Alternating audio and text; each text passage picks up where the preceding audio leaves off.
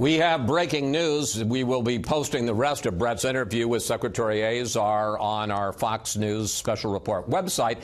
But we have breaking news. President Trump has just tweeted, "I am pleased to announce that effective 4/9/18, April 9th, Ambassador John Bolton will be my new national security advisor. I am very thankful for the service of General H.R. McMaster, who has done an outstanding job and will always remain my friend. There will be an official contact handover on 4/9, April 9th. So the president announcing that H.R. McMaster, General McMaster, is out as his national security advisor, and former Ambassador John Bolton, a Fox News contributor, is in as the national security advisor.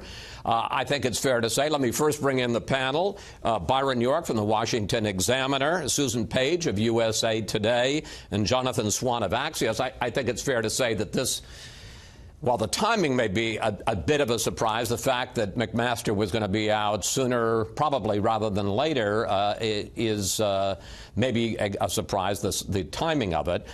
Jonathan, you've been covering this, and the question as to whether or not McMaster is out and when he was going to be out and who the replacement was going to be. Your thoughts? Well, I'll tell you, this has shocked people inside the building. Again, it's the timing of it. There was an assumption that at some point he was going to remove H.R. McMaster. They never formed a personal chemistry. He never worked out how to brief the president. And this appointment of John Bolton, this is not about ideology. This is not about ideology. John Bolton is as interventionist and hawkish as they come, and this is about personal chemistry with the President of the United States. He thinks he's strong, he sees him on television, he likes him, and again, H.R. McMaster never really gelled with this president. It didn't become as toxic as it did with Rex Tillerson, the Secretary of State, but he was seen as a dead man walking for months inside the White House. All right, I want to talk a little bit more about this, but General McMaster has just issued a statement in response to the statement from President Trump. McMaster says, after 34 years of service to our nation, I am requesting retirement from the U.S. Army effective this summer, after which I will leave public service. Throughout my career, it has been my greatest privilege to serve alongside extraordinary service members and dedicated civilians. I am thankful to President Donald J. Trump for the opportunity to serve him and our nation as a national security advisor. I am grateful for the friendship and opportunity of the members of the National Security Council who work together to provide the president with the best options to protect and advance our national interests. I'm especially proud to have served alongside the men and women of the National Security Council staff who established a strong foundation for protecting the American people, promoting American prosperity, achieving peace through strength, and advancing American influence. I know that these patriots will continue to serve our president and our nation with distinction. Before I bring in Susan and Byron, Jonathan, the reason I think we're a little bit surprised is there was a story on the front page, I believe it was the Washington Post last week, that said McMaster was out.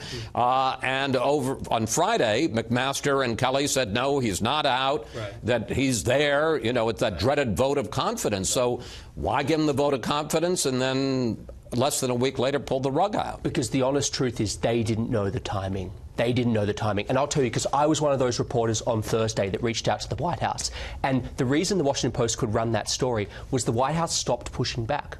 On Thursday last week, the White House stopped leaning into aggressively opposing reporters who were saying, you know, I'm hearing McMaster is out. They suddenly said, basically, behind the scenes, we're not really going to wave you off that in a very aggressive way. The next morning, you can't completely say the guy's gone while he's still in the job. So they had to walk this very awkward tightrope, knowing full well that the President of the United States wanted a new national security advisor, not knowing who that person would be or when he was going to make the decision. And I'll just tell you, this afternoon I was getting calls from the White House. The press team was chaotic, running around. It seems to me like they were caught a little bit off guard by what happened today.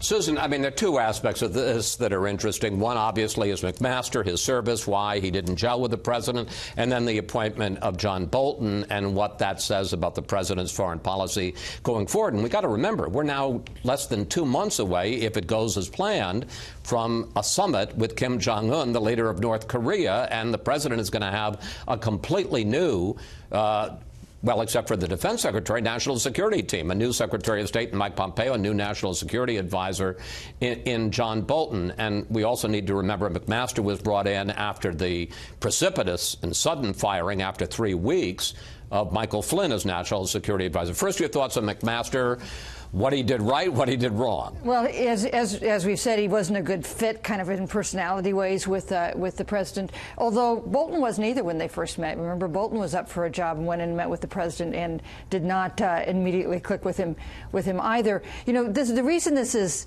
shocking but not surprising because we knew McMaster was having trouble. It's shocking because of the timing that you mentioned. This spring, we're supposed to have a meeting with the North Korean leader.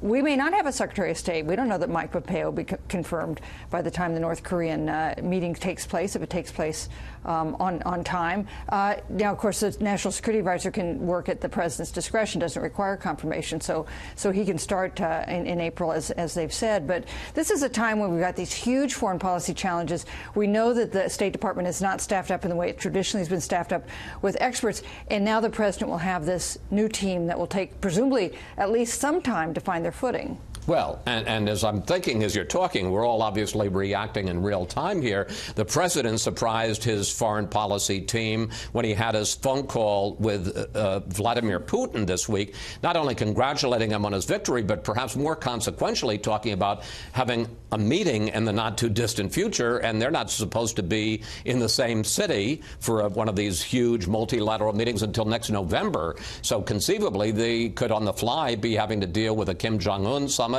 and a Vladimir Putin summit. Yeah, and meanwhile, we've started a trade war with China. So if you want to talk about a world... we don't know that we have a trade war with them, but we've... It's possible. It's a world in some turmoil, that's for sure. You know, it is interesting, Byron, about John Bolton, who's a respected member of the Fox News team, as a contributor, because I do know the president was considering him when he first came in December, during the transition, December of 2016. And one of the concerns was the fact that he was very aggressive, that he was a neoconservative in the sense of wanting to confront other countries. Of course, the president ran on the idea of avoiding those kinds of international entanglements. I think you can talk about one policy in particular, in the sense that McMaster, I think, was a guy who told the president he couldn't do stuff, particularly concerning the Iran nuclear deal. It has to be recertified every 3 months. So it's come up, I mean, 4 times so far, and the president wants to get out of it, and they said, no, you can't do that. Maybe you should kind of pull out a little bit, or issue an ultimatum, or get some other people to try to get them on board.